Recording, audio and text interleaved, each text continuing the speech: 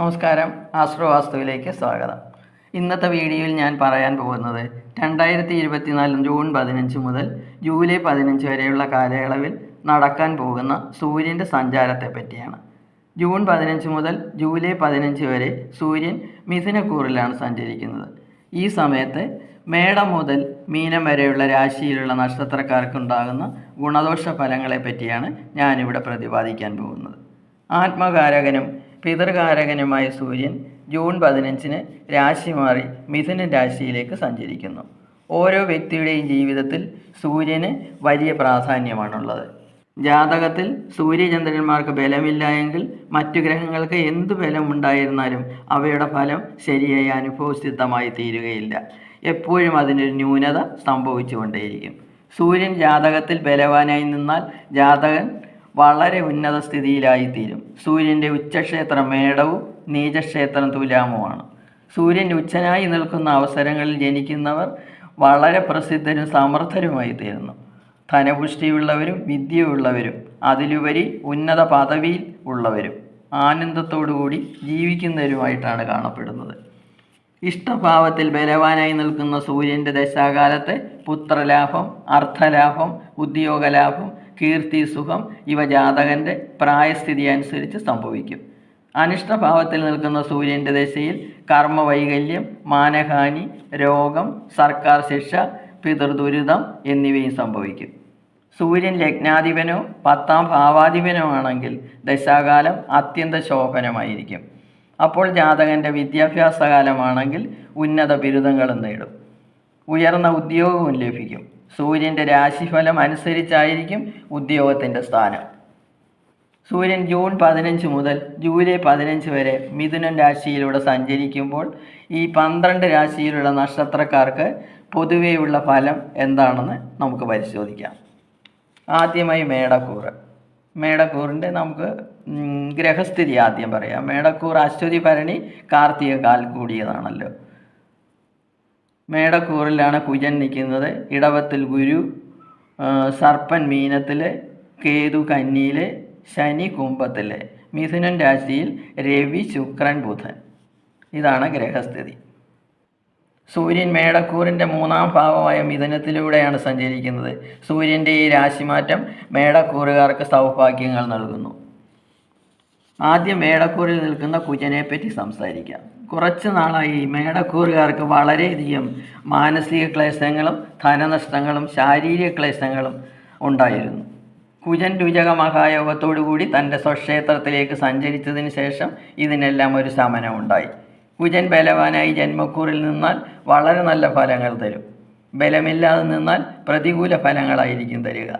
ബലവാനായി ജന്മത്തിൽ നിൽക്കുന്ന കുജന് അഭീഷ്ടപ്രാപ്തി ഉണ്ടാകും. വ്യവസായത്തിൽ അഭിവൃദ്ധിയും ലാഭവും ഉണ്ടാകും. ആത്മധൈര്യവും ഉത്സാഹവും ഉണ്ടാകും. ആരെതിർത്ത് നിൽക്കുന്നോ അവരെ എതിർത്ത് തോൽപ്പിക്കാനായിട്ടുള്ള ശക്തി ഉണ്ടാകും. ധാരാളം യാത്രകൾ വേണ്ടിവരും. ശരീരത്തിൽ മുറിവ്, ചതവ് എന്നിവ ഉണ്ടാകാതിരിക്കാൻ ശ്രമിക്കണം. ദേഷ്യം കുറയ്ക്കണം. ഭാര്യയുമായി ചെറിയ അഭിപ്രായ വ്യത്യാസങ്ങൾ ഉണ്ടെങ്കിൽ പറഞ്ഞു തീർക്കണം.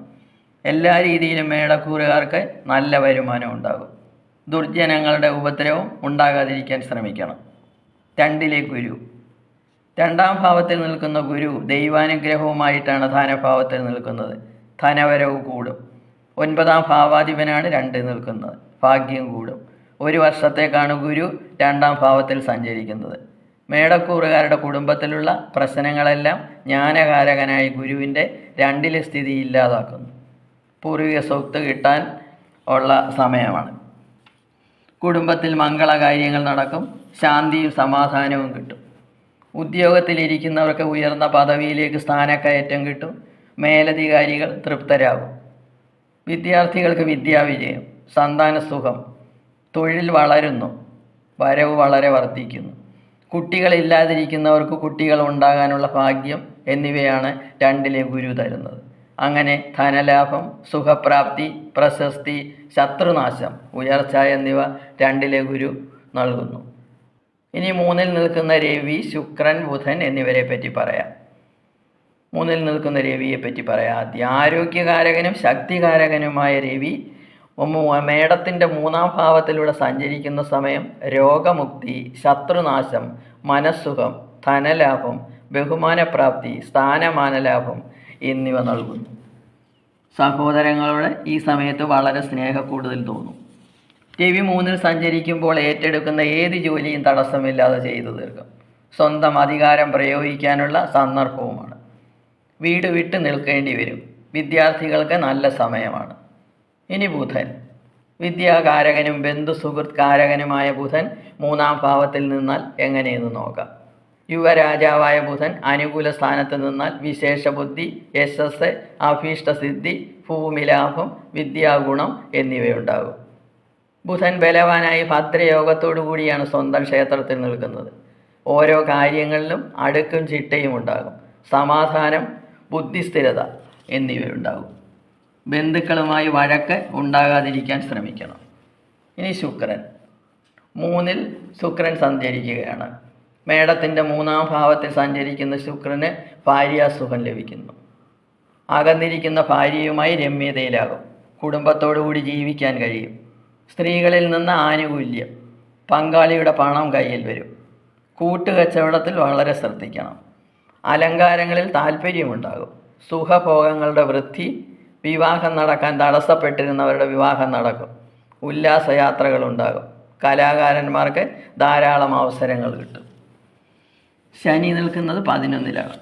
ശനിയുടെ അവസ്ഥയെപ്പറ്റി പറയാം.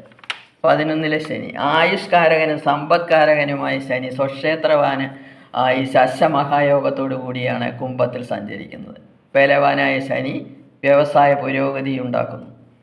വിചാരിച്ചിരിക്കാതെ പണം വന്നു ചേരുന്നു. തൊഴിൽ ഉയർച്ചയിലേക്ക് കുതിക്കും. രോഗശമനം, അധികാരപ്രാപ്തി, ഭാര്യ ഭർത്തൃസുഖം, ബഹുമാന ലാഭം എന്നിവ 11-ലെ ശനി നൽകുന്നു. ഈ 12-ലെ സർപ്പൻ. 12-ലെ സർപ്പൻ മേടക്കൂറുകാർക്ക് വളരെ ചെലവുണ്ടാക്കും. വിദേശവാസം ഉണ്ടാകും. വിദേശത്ത് കുട്ടികൾക്ക് പഠനാവശ്യത്തിന് പണച്ചെലവുണ്ടാകും. അവിടെ സ്ഥിരതാമസമാക്കിയ മക്കളുടെ അടുത്ത് മാതാപിതാക്കൾ പോകണമെന്ന് തോന്നും. അതിന് പണം ചിലവാകും. ആഡംബര സാധനങ്ങൾ വീട്ടിൽ ധാരാളമായി മേടിക്കും. ശത്രുക്കളുടെ ശല്യം ഉണ്ടാകാതിരിക്കാൻ ശ്രമിക്കണം. പൊതുവെ മേടക്കൂറുകാർക്ക് നല്ല ഫലങ്ങളാണ്.